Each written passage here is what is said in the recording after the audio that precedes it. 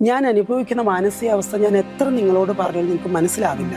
നമ്മളൊരു നൂൽപാലത്തിലൂടെ കടന്നു പോകുന്നത് പോലെയാണ് ഈ സർജറി. ഓരോ അമ്മമാരും മനസ്സ് വെക്കില്ലാത്ത പക്ഷം തെരുവുകളിൽ ഇനി എണ്ണം കൂടത്തതേ ഉള്ളൂ. ഒരു കുഞ്ഞിനെ കിട്ടിയാൽ പരിപാലിക്കാൻ ട്രാൻസ് കമ്മ്യൂണിറ്റിയെ കഴിഞ്ഞു മാറ്റാൻ ആർക്കും പറ്റില്ല. കഥയറിയാതെ ഞങ്ങൾ സ്വിറ്റായി.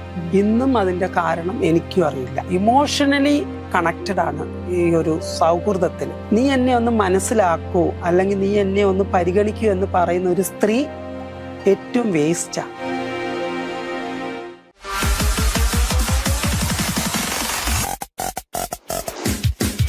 പിന്നെ ഇപ്പൊ ഒരുപാട് ആളുകൾ അതായത് കേട്ടിട്ടുള്ളതാണ്, ട്രാൻസ്ജെൻഡർ ആയത് അല്ലെങ്കിൽ കല്യാണം കഴിഞ്ഞ് ഒരു കുട്ടിയുടെ അച്ഛനായതിനു ശേഷം എനിക്ക് ആ ഒരു സ്റ്റേറ്റ്മെന്റിലേക്ക് കടക്കാൻ തന്നെ താല്പര്യമില്ലാത്തൊരു സബ്ജക്റ്റ് ആണത്.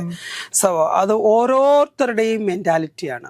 അതിനെയൊക്കെ എനിക്ക് കൂടുതലും മറുപടി പറയുക എന്നുള്ളത് എനിക്ക് കുറെ അതിനെപ്പറ്റി എനിക്ക് പറയേണ്ടതായിട്ട് വരും. അപ്പൊ ആ ഒരു സിറ്റുവേഷനെ ഹാൻഡിൽ ചെയ്യുന്നത് എങ്ങനെയാണെന്ന് അവരവർക്ക് മാത്രമേ അറിയത്തുള്ളൂ. ഫോർ എക്സാമ്പിൾ, ഞാനൊരു എൻ്റെ ഒരു ജെൻഡർ ന്യൂട്രലിൽ നിൽക്കുന്ന സമയത്ത് ഞാൻ അനുഭവിക്കുന്ന മാനസികാവസ്ഥ ഞാൻ എത്ര നിങ്ങളോട് പറഞ്ഞാലും നിങ്ങൾക്ക് മനസ്സിലാവില്ല.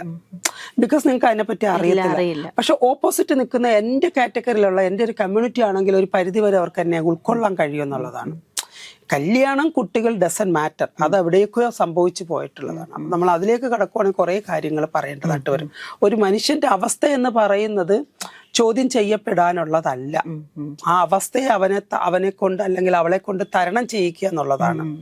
അങ്ങനെ തരണം ചെയ്തിട്ടുള്ള പലരും ഇവിടെ ഉണ്ട്. കല്യാണം എന്നൊക്കെ പറയുന്നത് ഒരു കാലഘട്ടത്തിലെ അവിഭാജ്യ ഘടകമായിരുന്നു. അതാണ് ഒരു ക്വസ്റ്റ്യൻ. SR സർജറിനെ കുറിച്ച് ഒന്ന് ഡീറ്റെയിൽ ആയിട്ട് പറയാൻ പറ്റും? അത് അങ്ങനെ ഇപ്പം എല്ലാവർക്കും അതിനെ കുറിച്ച് ഡീറ്റെയിൽ ആയിട്ട് അറിയില്ല. അല്ല, ഞാൻ ഓൾറെഡി SR സർജറിനെ കുറിച്ച് ഡീറ്റെയിൽ ആയിട്ട് ഞാൻ പറഞ്ഞിട്ടുള്ളതാണ്. ഈ SR സർജറി എന്ന് പറയുന്നത് 3 കാറ്റഗറി ഉണ്ട്. സോ നോർമലി നോക്കുമ്പോൾ ഒരു പെണ്ണിന്റെ അവയവം പോലെ തോന്നും പുറമേ. അതിന് ബാഹ്യമായിട്ടുള്ള യാതൊരു തരത്തിലുള്ള ഇൻട്രാക്ഷൻസുകളും നടക്കില്ല ഒരു സർജറി. രണ്ടാമത്തെ സർജറി നമ്മുടെ പെനീസ് തന്നെ എടുത്തുകൊണ്ട് വെജൈന ക്രിയേറ്റ് ചെയ്യുന്ന ഒരു സർജറി. അത് ഫ്യൂച്ചറിൽ ആ ഹോള് അടഞ്ഞു പോകാൻ സാധ്യതയുണ്ടാകും. അത് കൃത്യമായ പരിപാലനം ഇല്ല എന്നുണ്ടെന്നുണ്ടെങ്കിൽ അത്തരം സർജറികൾ ഫെയിലിയർ ആയിപ്പോവും.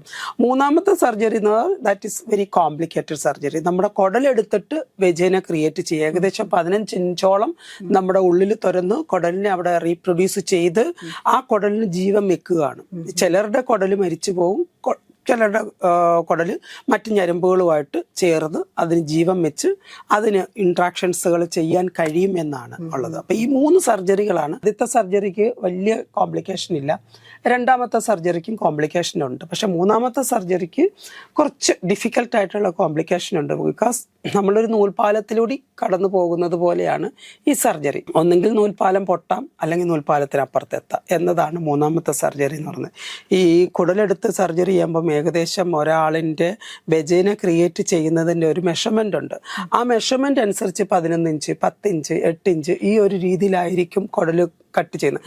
അതിനെ റീപ്രൊഡ്യൂസ് ചെയ്യുമ്പോൾ നമ്മുടെ മറ്റുള്ള ഞരമ്പുകളുമായിട്ട് ഇത് ചേർന്ന് ജീവൻ വെക്കണം. കുടല് ജീവൻ വെച്ചാൽ മാത്രമേ അവിടെ ഒരു ബാലൻസിങ് ഉണ്ടാവുള്ളൂ.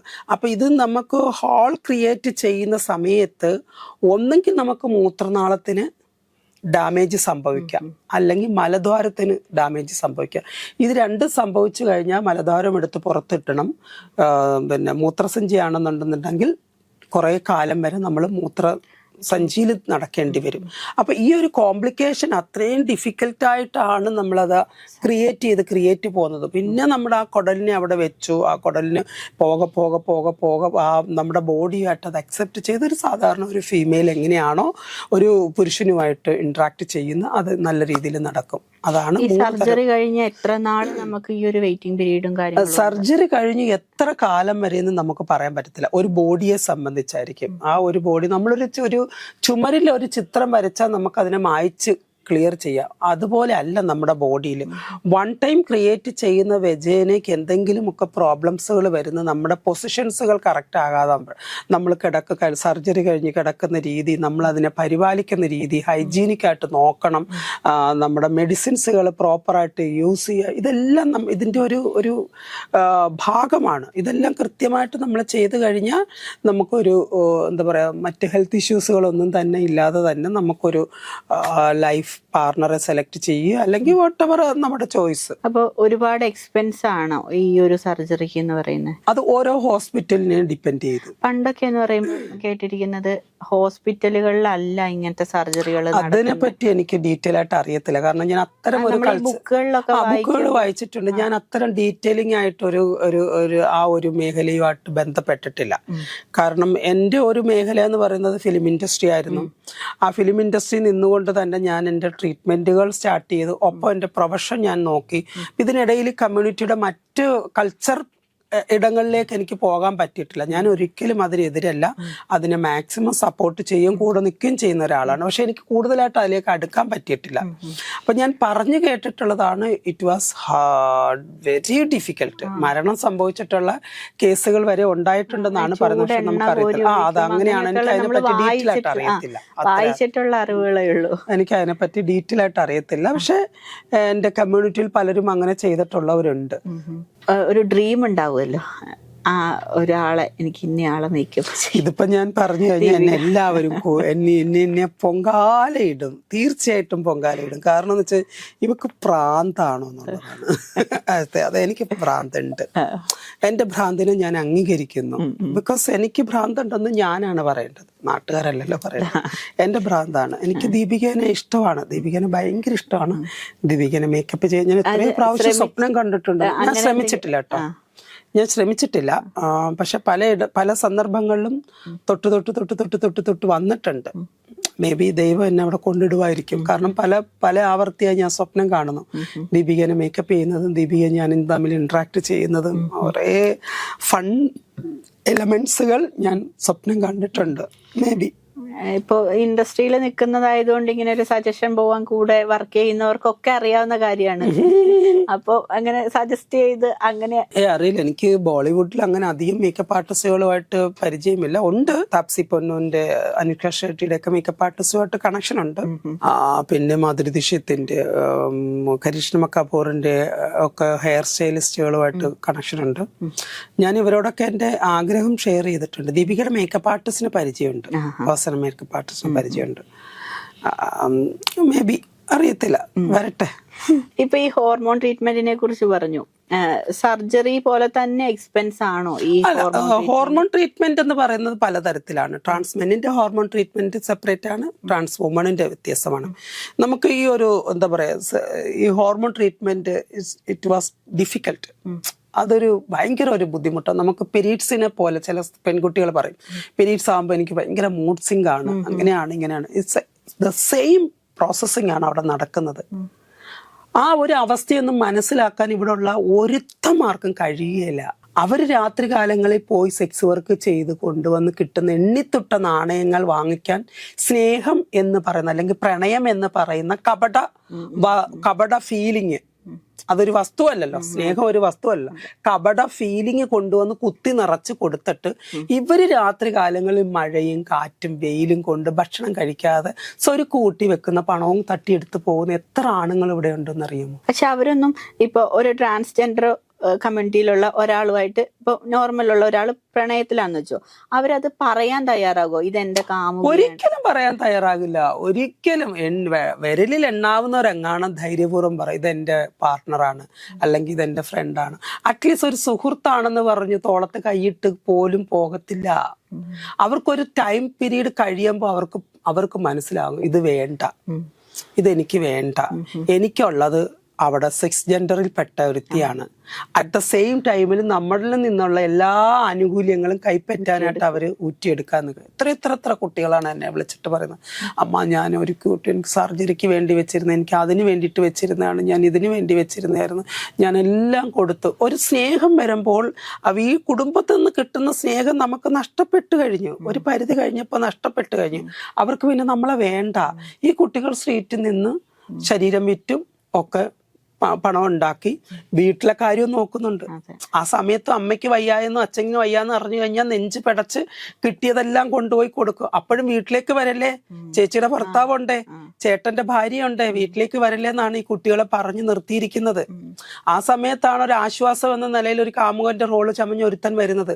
അവൻ പിന്നീട് ഇവളുടെ ലോകം മുഴുവൻ അവിടെയാ, അവന്റെ കുടുംബവും ഇവളുടേതാ, ഇവന്റെ ആവശ്യങ്ങളെല്ലാം ഇവളുടേതാ. ഇതൊന്നും മനസ്സിലാക്കുന്നില്ല. അല്പനേരത്തെ സുഖം കിട്ടി 1-2 പ്രാവശ്യം കഴിയുമ്പോൾ അവർക്കത് മടുക്കുകയാണ്. അവരടുത്ത മേച്ചിൽ പുറം തേടി പോവുകയാണ്. സെയിം ടൈമിൽ അവർക്ക് ആന്റിമാരും ചേച്ചിമാരും അയലത്തെ കുഞ്ഞമ്മമാരും അപ്പച്ചിമാരും കൊച്ചമ്മമാരും ഒക്കെ ഇവർക്ക് സേഫായിട്ടുണ്ട്. മനസ്സിലായോ? ഇതൊന്നും ഇവിടെ മനസ്സിലാക്കുന്നില്ല. ഇതെല്ലാം മനസ്സിലാക്കേണ്ടത് കുടുംബമാണ്. കുടുംബത്തിനുള്ളിലാണ് ഇത് ചർച്ച ചെയ്യപ്പെടേണ്ടത്. മനസ്സിലായില്ലേ? ഒരു കുഞ്ഞ് ജനിച്ച് അടിവയറ്റിൽ ഒരു അനക്കം തട്ടുമ്പോൾ മുതൽ ഡ്രീം കാണുന്ന അമ്മമാരാണ് നമുക്ക് ചുറ്റിനുള്ളത്, അല്ലേ? ആ അമ്മമാര് മനസ്സിലാക്കണം, എന്താണ് എൻ്റെ കുഞ്ഞ്, ആരാണ് എൻ്റെ കുഞ്ഞ്, എങ്ങനെയാണ് വളരേണ്ടത്, എൻ്റെ കുഞ്ഞ് എങ്ങനെയാണ് വളർന്നു പോകുന്നത്. ആ മാനസികാവസ്ഥ മനസ്സിലാക്കാൻ ഓരോ അമ്മമാരും മനസ്സ് വെക്കില്ലാത്ത പക്ഷം തെരുവുകളിൽ ഇനി എണ്ണം കൂടത്തതേ ഉള്ളൂ. മനസ്സിലായോ? അതേസമയം ഈ കുട്ടികളെ ചേർത്ത് പിടിച്ചാൽ നാളത്തെ വാഗ്ദാനങ്ങളായിട്ട് നമുക്ക് കൊണ്ടുവരാം. എത്ര ഡോക്ടർ സങ്കല്പങ്ങൾ ജീവിച്ച കുട്ടികളുണ്ട്, എഞ്ചിനീയർമാരാകാൻ ആഗ്രഹിച്ച കുട്ടികളുണ്ട്, സയന്റിസ്റ്റ് ആകാൻ ആഗ്രഹിച്ച കുട്ടികളുണ്ട്, പഠിപ്പിൽ ഫുൾ A+ വാങ്ങിച്ചിട്ടുള്ള എത്ര കുട്ടികളാണ് ഇന്ന് തെരുവിൽ നിൽക്കുന്നതെന്ന് അറിയാവോ? ഇതെന്താ പാരൻസ് മനസ്സിലാക്കാത്ത? അറ്റ് ദ സെയിം ടൈമിൽ അവരുടെ മകൻ പോയി കഞ്ചാവ് കേസിൽ പെട്ടാൽ, പെൺകുട്ടികളെ പീഡിപ്പിച്ചാൽ, ബൈക്ക് മോഷ്ടിച്ചാൽ, ഇതെല്ലാം അവർക്ക് പ്രസ്റ്റേജാണ്, ഇല്ലേ? പ്രസ്റ്റേജാണ്. പത്രത്തിൽ ഫോട്ടോ വന്ന്, TV-യിൽ ഫോട്ടോ വന്നു, ക്രെഡിറ്റാ, എൻ്റെ മോൻ അങ്ങനെയായി. ഇവരേത് തരത്തിലാണ് കുടുംബത്തിനെ മിസ്യൂസ് ചെയ്തിരിക്കുന്നത്? ട്രാൻസ് കമ്മ്യൂണിറ്റികൾ കുടുംബത്തെ ചേർത്ത് പിടിക്കാനേ അവർക്ക് തോന്നിയിട്ടുള്ളൂ. ഒരു കുഞ്ഞിനെ കിട്ടിയാൽ പരിപാലിക്കാൻ ട്രാൻസ് കമ്മ്യൂണിറ്റിയെ കഴിഞ്ഞ് മറ്റാർക്കും പറ്റില്ല. മനസ്സിലായോ? അപ്പൊ ഇതൊക്കെ മനസ്സിലാക്കേണ്ടത് കുടുംബമാണ്. അവിടെയാണ് കൗൺസിലിംഗ് വേണ്ടത്. ആ കുടുംബങ്ങളിൽ കൗൺസിലിംഗ് കൊടുത്ത് അവരെ മനസ്സിലാക്കി കൊണ്ടുവരിക. ഇതൊരവസ്ഥയാണ്. അവർ മാറുന്നെങ്കിൽ മാറട്ടെ. അവരെ മാറ്റാനായിട്ട് നിങ്ങൾ പൂജാകർമ്മങ്ങൾ ചെയ്യാനും സൈക്കാട്രിസ്റ്റിൻ്റെ അടുത്ത് കൊണ്ടുപോയി ഷോക്ക് കൊടുക്കാനും നിൽക്കാതിരിക്കുക. ആ അവസ്ഥയെ നിങ്ങൾ മനസ്സിലാക്കുക. പോകെ നിങ്ങൾക്ക് മനസ്സിലാകും ഇതൊരു എന്താ പറയുക, എൻ്റെ കുടുംബത്തിൻ്റെ ലക്കി ഫാക്ടറാണ് ഈ നിൽക്കുന്ന ആള് എന്നവർക്ക് മനസ്സിലാകും. അവരുടെ പേരിലൂടെ അറിയപ്പെടാൻ കഴിയും. മനസ്സിലായില്ലേ? ഇന്ന് എത്ര ട്രാൻസ് കമ്മ്യൂണിറ്റികളുടെ പേരിൽ കുടുംബങ്ങൾ അറിയപ്പെടുന്നു. അതുപോലെ ഒരുപാട് കഴിവുകളുള്ളവരുണ്ട്, ഒരുപാട് കഴിവുകളെന്നല്ല, കഴിവുള്ളവരേ ഉള്ളൂ, കഴിവ് കെട്ടവരില്ല, കഴിവുള്ളവരേ ഉള്ളൂ. രഞ്ജുമാർ എന്ന് പറയുന്ന ആളിപ്പം ഇവിടെ ഇല്ല, കേരളത്തിലില്ല, ദുബായിലാണ് സെറ്റിൽ ആയിരിക്കുന്നെന്ന് പറയുന്നുണ്ട്. അങ്ങനെ പറഞ്ഞ് പരപ്പിക്കാൻ, അങ്ങനെ പറഞ്ഞ് പരത്തുകയാണ്. ഞാൻ ഇവിടെയൊക്കെ തന്നെ ഉണ്ട്. ഞാൻ കേരളവും ദുബായി ആയിട്ട് ബാലൻസ് ചെയ്ത് നിൽക്കുകയാണ്. മന്ത്ലി ഒരു 10 to 15 ഡേയ്സ് ദുബായിലും ബാലൻസ് ഡേ ഇവിടെയും ആണ് ഞാൻ നിൽക്കുന്നത്. എനിക്ക് ഇവിടുത്തെ എൻ്റെ ഡോറ, എൻ്റെ എന്താ പറയുക, ഞാനെന്ന് പറയുന്ന ഒരു വ്യക്തിയെ കൂടുതൽ സൊസൈറ്റിയുടെ മുമ്പിലേക്ക് കൊണ്ടുവന്നത് ഡോറയാണ്. അപ്പോൾ ആ ഡോറ ഇവിടെ ഉണ്ട്. അറ്റ് ദ സെയിം ടൈമിൽ ദുബായിൽ ഓറയും ഉണ്ട്. കേരളത്തിൽ ബിസിനസിന് സാധ്യതകൾ കുറഞ്ഞതുകൊണ്ടാണോ ദുബായിലോട്ട്? ഒരിക്കലുമില്ല. എൻ്റെ ബിസിനസ്സിന് യാതൊരുവിധ പ്രോബ്ലം വന്നിട്ടില്ല. എല്ലാം എനിക്ക് ബാലൻസ് ചെയ്ത് കൊണ്ടുപോകാൻ പറ്റുന്നു. ടച്ച് വിട്ട് ബാലൻസ് ചെയ്ത് കൊണ്ടുപോകാൻ കഴിയുന്നുള്ളതാണ്. പിന്നെ എന്നെ സംബന്ധിച്ച് അക്കാഡമിയെ കൂടുതൽ ഫോക്കസ് ചെയ്യുന്നുണ്ട്. കേരളത്തിൽ തന്നെ 3 അക്കാഡമി ഉണ്ട്. അപ്പൊ ഈ അക്കാഡമിയെ ഫോക്കസ് ചെയ്യുമ്പോൾ എനിക്ക് സിനിമ വർക്കുകൾ എടുക്കാൻ ബുദ്ധിമുട്ട്. ഒരു ഹ്യൂജ് ഡേറ്റ് ആണ് കൊടുക്കേണ്ടത്, 45 ഡേയ്സ്, ഒരു 20 to 45 ഡേയ്സ് എന്തായാലും ഒരു വർക്കിന് വേണ്ടി വരണം. അപ്പൊ അങ്ങനെയുള്ള സന്ദർഭങ്ങളിൽ കുറച്ച് പ്രോബ്ലമാണ്. അതുകൊണ്ട് അങ്ങനെ കുറച്ച് കാര്യങ്ങൾ ഇപ്പൊ തന്നെ ഞാനൊരു പ്രോജക്റ്റ് ചെയ്യാൻ പോവുകയാണ്. അതൊരു 10 ഡേയ്സാ ചോദിക്കുന്നത്. അതുകൊണ്ട് കുഴപ്പമില്ല, 10 ഡേയ്സ് കൊടുക്കാൻ പറ്റും. അപ്പോൾ സെലിബ്രിറ്റീസ് വിളിക്കുമ്പോൾ അറ്റൻഡ് ചെയ്യാൻ പറ്റാതെ വരുമ്പം വിഷമം വരാറുണ്ടോ? തീർച്ചയായിട്ടും. പിന്നെ എനിക്ക് ഒരുപാട് എൻ്റെ പ്രിയപ്പെട്ട ഒരുപാട് ആർട്ടിസ്റ്റുകളുടെ വർക്കുകൾക്ക് വിളിക്കുമ്പോൾ ചിലപ്പോൾ ഞാൻ ദുബായിലായിരിക്കും. അങ്ങനെയുള്ള ഒരു അവസ്ഥ. ഇപ്പൊ ഞാൻ ഇവിടെ ആണെങ്കിൽ ദുബായിലത്തെ വർക്കിനായിരിക്കും വിളിക്കുന്നത്, ദുബായിലാവുമ്പോൾ ഇവിടുത്തെ വർക്കിനായിരിക്കും വിളിക്കുന്നത്. ചിലപ്പോൾ ഞാൻ നാളെ ആയിരിക്കും എത്തുന്നത്, ഇന്നായിരിക്കും വർക്ക്. അങ്ങനെയുള്ള കുറേ നല്ല നല്ല മൊമെന്റ്സുകൾ എനിക്ക് പോയിട്ടുണ്ട്. സാരമില്ല, കാരണം ഞാനൊരു 10-20 വർഷത്തോളം കാലം വരെ ഓരോ സെലിബ്രിറ്റികളുടെയും A to Z കാര്യങ്ങൾ നോക്കി നടന്നിരുന്ന ഒരാളാണ്. അപ്പം അതുകൊണ്ട് തന്നെ കുഴപ്പമില്ല. ഇപ്പോഴത്തെ പുതിയ കുറേ കുട്ടികൾ വന്നിട്ടുണ്ട്. ഇപ്പൊ കുറെ പേര് മേക്കപ്പ് ആർട്ടിസ്റ്റ് രംഗത്തോട്ട് ട്രാൻസ് കമ്മ്യൂണിറ്റിയിൽ നിന്ന് വരുന്നുണ്ട്. അപ്പോൾ ചിലര് അതിന് പറയുന്നത് സേഫാണ്. ഇപ്പം ജെൻസ് മേക്കപ്പ് ചെയ്യുന്നവരുണ്ട്, അല്ലെങ്കിൽ മേക്കപ്പ് ആർട്ടിസ്റ്റുകളുണ്ട്. അവരെ വെച്ച് നോക്കുമ്പോൾ ട്രാൻസ്ജെൻഡേഴ്സിനെ കുറച്ചും കൂടി അവരുടെ വർക്ക് കുറച്ച് യുണീക്കാണ്, അല്ലെങ്കിൽ അവരുടെ അടുത്ത് കുറച്ചും കൂടി നമുക്ക് കംഫർട്ടാണ്, സേഫാണ്. എല്ലാം ഉണ്ട് ഇതിനകത്തേക്ക് വരുമ്പോൾ നമുക്ക് സേഫ് സോൺ ഉണ്ട്, യുണീക്കാണ്, പിന്നെന്താ പറയുക, അറ്റ് ദ സെയിം ടൈമിൽ അവർക്ക് കുറച്ചും കൂടി ഇൻട്രാക്ട് ചെയ്യാനും പറ്റും. ഇപ്പോൾ ബ്രൈഡ്സിനെ സംബന്ധിച്ച് കുറച്ചുകൂടി ഇൻട്രാക്ട് ചെയ്യാൻ പറ്റും. അങ്ങനെയുള്ള സന്ദർഭങ്ങളിൽ ട്രാൻസ് കമ്മ്യൂണിറ്റികൾ മേക്കപ്പ് ആർട്ടിസ്റ്റുകളായിട്ട് വരുമ്പോൾ കുറച്ചും കൂടി നല്ലതായി. ഇപ്പോൾ സൂര്യ ആണെങ്കിലും പിങ്കി ആണെങ്കിലും ഹരിണി ആണെന്നുണ്ടെങ്കിലും ഒരുപാട് പേര് മേക്കപ്പ് ആർട്ടിസ്റ്റ് രംഗത്തുണ്ട്. കേരളത്തിൽ നിന്ന് ഇപ്പം ദുബായിലോട്ട് പോവാൻ ഉള്ളൊരു സാഹചര്യം എന്തായിരുന്നു? ഇല്ല, എൻ്റെ ഡ്രീം സിറ്റിയാ ദുബായ്. അന്നും ഇന്നും എനിക്ക് ദുബായിൽ സെറ്റിൽ ചെയ്യണമെന്ന് തന്നെയാണ് ആഗ്രഹം. അത് ഇന്നും ഇന്നലെ ഒന്നും തുടങ്ങിയ ആഗ്രഹമല്ല, വർഷങ്ങൾക്ക് മുമ്പ് തുടങ്ങിയ ആഗ്രഹങ്ങളാണ്. ഞാൻ ദുബായിയുടെ ഗ്ലാമറിനെ അല്ല നോക്കുന്നത്, ദുബായിയുടെ പുരോഗമനത്തെയാണ് കാണുന്നത്. മനസ്സിലായില്ലേ? ലോകത്തിന്റെ ഏത് കോണിൽ പോയാലും നമ്മൾ അന്ന് പോയതുപോലൊക്കെ തന്നെ ഉണ്ടാവുള്ളൂ. പക്ഷെ ദുബായ് അങ്ങനെയല്ല, മാറിക്കൊണ്ടിരിക്കുന്ന രാജ്യമാണ് ദുബായ്. അതുപോലെ തന്നെ ഫെസിലിറ്റീസുകൾ, എസ്പെഷ്യലി സ്ത്രീകൾക്ക് കൊടുക്കുന്ന പരിഗണന. ഇപ്പൊ രാത്രി എൻ്റെ വീട് ഏകദേശം ഒരു 5 കിലോമീറ്റർ ചുറ്റിലാണ് എൻ്റെ സലൂണും വീടും തമ്മിൽ. അപ്പൊ നല്ല ക്ലൈമറ്റ് ഒക്കെ ആണെങ്കിൽ നമ്മൾ രാത്രിയിൽ ഷോപ്പ് അടച്ചിട്ട് നടന്നൊക്കെയാണ് പോകുന്നത്. അപ്പൊ ഈ പോകുന്ന സമയങ്ങളിൽ നമുക്ക് ഏത് തരം ഡ്രസ്സാണോ ഡസൻ മാറ്റർ. അവിടെ ആരും ആരെയും നോക്കുന്നില്ല, ആരും ആരെയും ചോദ്യം ചെയ്യുന്നില്ല. നിങ്ങൾ എവിടെ പോയി, എന്തിനു പോയി, നമ്മുടെ പുറകെ ആരും കൂട്ടുവരാൻ വരുന്നില്ല. നമ്മൾ ഒറ്റയ്ക്ക് സഞ്ചരിക്കുന്നു, ഒറ്റയ്ക്ക് വരുന്നു. ഇവിടെയാണെന്നുണ്ടെങ്കിൽ നമ്മളുടെ കണ്ണുകൾ ചുറ്റുവട്ടത്തേക്ക് കറങ്ങിക്കൊണ്ടിരിക്കണം. ഫസ്റ്റ് നമ്മുടെ അയൽവാസികളോട് ഉത്തരം കൊടുക്കണം, സെക്കൻഡ് നമ്മുടെ സൊസൈറ്റിക്ക് ഉത്തരം കൊടുക്കണം, പിന്നെ നമ്മുടെ തൊഴിലിടങ്ങളിൽ ഉത്തരം കൊടുക്കണം. ഇന്നലെ നിങ്ങൾ ആരുടെ കൂടെ പോയി, എപ്പോൾ പോയി, എങ്ങനെ പോയി. ഇതവിടെ അങ്ങനെയൊന്നുമില്ല. നീ ഷോപ്പ് അടച്ച് പോയി, വീട്ടിൽ വന്ന് ഫുഡ് ഉണ്ടാക്കുന്നു, കഴിക്കുന്നു, എക്സസൈസ് ചെയ്യുന്നെങ്കിൽ എക്സസൈസ്, വാട്ട് എവർ. അത് നമ്മുടെ ഒരു ലോകമാണ്. തിരിച്ച് പിറ്റേ ദിവസം ഇതേപോലെ തന്നെ ഷോപ്പിൽ വരുന്നു. നമ്മൾ അവിടുത്തെ നിശാ ക്ലബ്ബുകളിൽ പോയി പോകില്ല എന്നല്ല, ഞാൻ പോകാറുണ്ട്, ഞാൻ ക്ലബ്ബുകളിൽ പോകാറുണ്ട്. അതിനൊരു ടൈം പീരീഡ് വെച്ചിട്ടുണ്ട്. എവരി സാറ്റർഡേക്ക് വേണ്ടി ഞാൻ വെയിറ്റ് ചെയ്യാറില്ല. എപ്പോഴെങ്കിലും വർഷത്തിലൊരിക്കൽ ഒരു ഒക്ടോബർ ഫെസ്റ്റ് ഉണ്ട്, യൂറോപ്യൻസ് മാത്രം പങ്കെടുക്കുന്ന ഒരു നൈറ്റ് പാർട്ടിയാണ്, ഒൺലി യൂറോപ്യൻസ്. അവിടെ ഇന്ത്യൻസിനെ ഞാൻ കണ്ടിട്ടില്ല എന്ന് തോന്നുന്നു. മേ ബി ഇന്ത്യൻസ് ആയിട്ട് ഞങ്ങൾ 4-5 പേരെ, ഞാനും എൻ്റെ ഫ്രണ്ട് ഗീതിയുടെ ഹസ്ബൻഡ്, അങ്ങനെ 4-5 പേരെ ഉണ്ടാവാറുള്ളൂ. ഒക്ടോബർ ഫെസ്റ്റ് അതെൻ്റെ ഒരു ഇമ്പോർട്ടൻ്റ് ആയിട്ടുള്ളൊരു ഫെസ്റ്റാണ്. അതിനുശേഷം ഏതെങ്കിലും ഒരു സ്പെഷ്യൽ പ്രോഗ്രാം ഏതെങ്കിലും ഒരു ക്ലബ്ബിൽ നടക്കുന്നുണ്ടെങ്കിൽ പോകും. അല്ലാണ്ട് നമ്മൾ ദുബായിയുടെ ഗ്ലാമറിനെ അല്ല നോക്കുന്നത്, നമുക്ക് ജീവിക്കണം. അവസരങ്ങൾ കൂടുതലുണ്ട്. ഇനി വീട്ടില് അമ്മേനെ കുറിച്ചും ഒക്കെ ഒന്ന് പറയും. അമ്മ തങ്കമ്മ, ഞാനും അമ്മയും തമ്മിൽ ഭയങ്കര ബോണ്ടാണ്. എൻ്റെ ഒരു മാനസികാവസ്ഥ പെട്ടെന്ന് മനസ്സിലാകുന്ന ഒരാളാണ്. എന്നാൽ ഞങ്ങൾ തമ്മിൽ പൂരടിയുമാണ്. ഒന്ന് പറഞ്ഞ് രണ്ടാമത്തിനടി. അമ്മയ്ക്ക് എന്താന്ന് വെച്ച് കഴിഞ്ഞാൽ എപ്പോഴും പണ്ട് ഈ അമ്പലവാസം കൂടുതലുള്ള ആളാണ്. എൻ്റെ വീട്ടിന് ചുറ്റുവട്ടത്ത് 4 അമ്പലങ്ങളുണ്ട്. ഈ 4 അമ്പലങ്ങളിലും അമ്മയുടെ ചെറുപ്പകാലത്ത് അടിച്ചു വാരലും കഴകങ്ങളും ഒക്കെ ചെയ്യുന്ന അമ്മയും അമ്മയുടെ ഫാമിലിയായിരുന്നു. അപ്പൊ ഇത് കണ്ടാണ് ഞാനും വളർന്നത്. ഒരു പരിധി വരെ വെളുപ്പിന് 5 മണിക്ക് എഴുന്നേൽക്കുക, വിളക്ക് തുടയ്ക്കുക, കത്തിക്കുക, ഇതൊക്കെ തന്നെ എൻ്റെ ഡ്യൂട്ടി ആയിരുന്നു. അമ്മയുടെ കാര്യം എന്താണെന്ന് വെച്ച് കഴിഞ്ഞാൽ അമ്മയ്ക്ക് വീട്ടും നിറച്ച് ഓരോ ദൈവങ്ങളുടെ പടം വെക്കുക. ഒരു പൂജാമുറി ഉണ്ട്, അത് കൂടാതെ ഉമ്മറത്തും കൊണ്ടുവെക്കും, അത് കൂടാതെ ഹാളിലും കൊണ്ടുവെക്കും. ഇത് പറഞ്ഞ് ഞാൻ വഴക്കാം, അമ്മ ഇത് ഒരു സ്ഥലത്ത് തന്നെ സ്പേസ് ചെയ്യൂ എന്നുള്ള രീതിയിൽ. പിന്നെ എനിക്ക് കുറച്ച് OCD പ്രോബ്ലം ഉള്ളതാണ്. അപ്പൊ എനിക്ക് എപ്പോഴും എല്ലായിടവും ഇങ്ങനെ നീറ്റായിട്ട് കിടക്കണം എന്നുള്ള ഒരു നിർബന്ധമുണ്ട്. ഇത്തരം കാര്യങ്ങൾ പറഞ്ഞുകൊണ്ട് അമ്മയും ഞാനും തമ്മിൽ പൂരടിയാ. പക്ഷെ എന്നാലും തങ്കമ്മയ്ക്ക് എന്നെ അറിയാം, എന്താ പറയാ, എൻ്റെ അവസ്ഥ, എൻ്റെ ബുദ്ധിമുട്ടുകൾ, ഞാൻ അനുഭവിക്കുന്ന മാനസിക വിഷമങ്ങൾ എന്തൊക്കെയാണെന്നുണ്ടെങ്കിലും അമ്മയ്ക്ക് അത് പെട്ടെന്ന് കത്തും. ഇപ്പോൾ രഞ്ജുമ്മ ഈ ഒരു കമ്മ്യൂണിറ്റിയിലോട്ട് വരുമ്പോൾ പലരും ഇപ്പം നേരിട്ട് ഫേസ് ചെയ്യേണ്ടി വന്നിട്ടില്ലെങ്കിലും വീട്ടിലുള്ളവർക്ക് ഇപ്പൊ പലരും എന്തെങ്കിലും ഒരു രീതിയിൽ മാനസികമായിട്ടുള്ള ബുദ്ധിമുട്ടുകൾ കൊടുത്തിട്ടുണ്ടാവില്ലേ?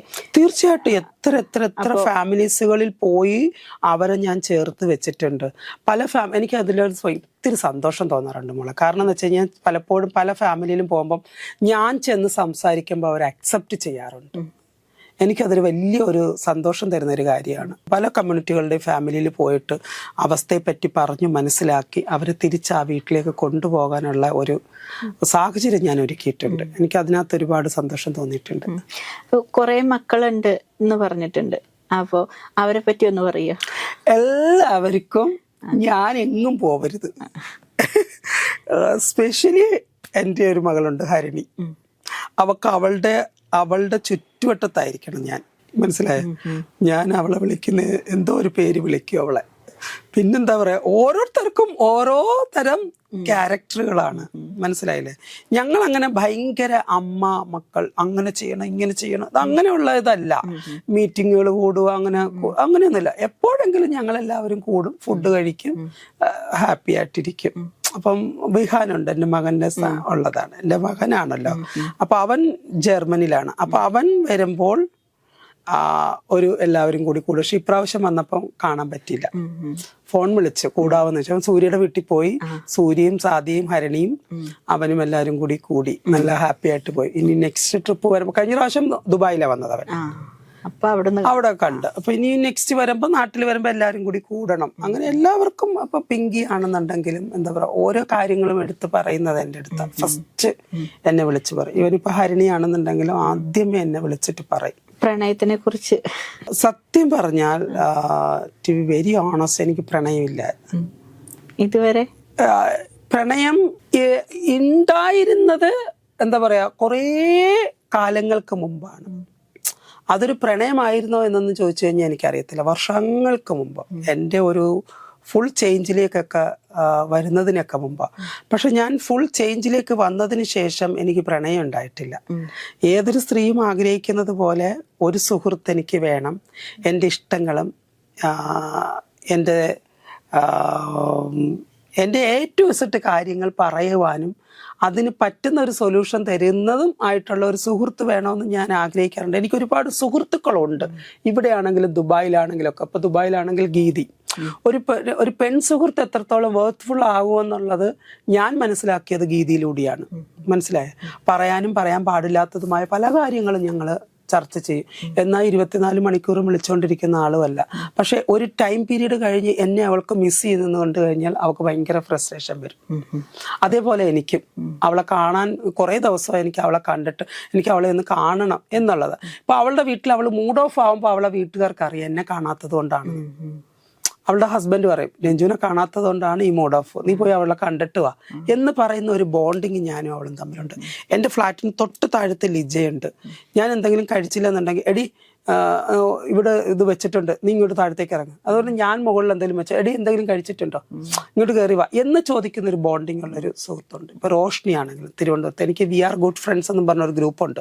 ആ ഗ്രൂപ്പിൽ 22 പേര് ഈക്വലി എന്നെ ട്രീറ്റ് ചെയ്യുന്നവരാണ്. ഇപ്പൊ തിരുവനന്തപുരത്ത് റോഷ്നിയുണ്ട്, ജാസ്മിനുണ്ട്, ലീനാമ്മയുണ്ട്, വിനിയുണ്ട്, നിസയുണ്ട്, സ്വപ്നയുണ്ട്, ശൈല ചേച്ചിയുണ്ട്, സുലത ചേച്ചിയുണ്ട്, സുനിത ചേച്ചിയുണ്ട്. അങ്ങനെ ഒരാരെങ്കിലും പേര് വിട്ടിട്ടുണ്ടെങ്കിൽ ക്ഷമിക്കണം. കുമാരി, ഇവര് സായി എന്ന് വേണ്ട, എന്താ പറയാ, സിജി, അങ്ങനെ കുറേ പേര്. ഞങ്ങൾ വർഷത്തിൽ ഒരു ദിവസം ഒരു ഹോട്ടൽ എടുത്തിട്ട് ഞങ്ങൾ എല്ലാവരും കൂടി അടിച്ചു പൊളിക്കും. അന്നത്തെ ദിവസം ആ റിസോർട്ടിൽ ഞങ്ങൾ അടിച്ചു പൊളിക്കും. അപ്പൊ അങ്ങനെയുള്ള ഒത്തിരി സുഹൃത്തുക്കൾ എനിക്കുണ്ട്. പക്ഷെ ഞാൻ എൻ്റെ ഹൃദയത്തോട് ചേർത്ത് വെച്ച ഒരു സുഹൃത്ത് എനിക്കുണ്ടായിരുന്നു. ആ സുഹൃത്ത് ഒരു സാഹചര്യത്തില് ഞങ്ങള് സ്പ്ലിറ്റായി. കഥയറിയാതെ ഞങ്ങൾ സ്പ്ലിറ്റായി. ഇന്നും അതിന്റെ കാരണം എനിക്കും അറിയില്ല. സ്പ്ലിറ്റായി. അവിടെ നിന്ന് ഞാൻ കുറേ കാര്യങ്ങൾ റിയലൈസ് ചെയ്യാൻ പഠിച്ചു. നമ്മുടെ വീക്ക്നെസ് ഒരിക്കലും നമ്മുടെ ഒരാളിൻ്റെ മുമ്പിൽ ഓപ്പൺ ചെയ്യാൻ പാടില്ല. അങ്ങനെ കുറേ കാര്യങ്ങൾ നമ്മളെ പഠിപ്പിക്കാൻ ശ്രമിച്ചു. ഇപ്പം നമുക്കൊരു സൗഹൃദം ബ്രേക്ക് ചെയ്യണം എന്നുണ്ടെന്നുണ്ടെങ്കിൽ കുറച്ച് കാര്യങ്ങൾ ഷോർട്ടായിട്ട് പഠിച്ചിരുന്നാൽ മതി. അവിടെ നിന്ന് നമ്മൾ മനസ്സിലാക്കണത് ഓക്കെ, സെറ്റ്, തമ്പ്, ഇത്ര ഷോർട്ടായിട്ടുള്ള മെസ്സേജുകൾ നമ്മൾ പഠിച്ചിരിക്കണം. നമുക്ക് അവരെ വേണ്ടാന്ന് കണ്ടു കഴിഞ്ഞാൽ ഇത്തരം കാര്യങ്ങൾ അങ്ങ് ഇട്ട് കൊടുത്താൽ മതി. ബുദ്ധിയുള്ളവരാണെങ്കിൽ മനസ്സിലാക്കും ഇവർക്ക് നമ്മളെ മടുത്തിട്ടുണ്ട് എന്നതാണ്. നമ്മളെ കൂടെ ഒരു 5 മിനിറ്റിൽ കൂടുതൽ അവർക്ക് സമയം സ്പെൻഡ് ചെയ്യാൻ പറ്റില്ല. അപ്പൊ നമ്മൾ അവരെ വേണ്ടാന്ന് കാണുവാണെങ്കിൽ ഇത്തരം കാര്യങ്ങൾ നമ്മൾ പഠിച്ചിരുന്നാൽ മതി.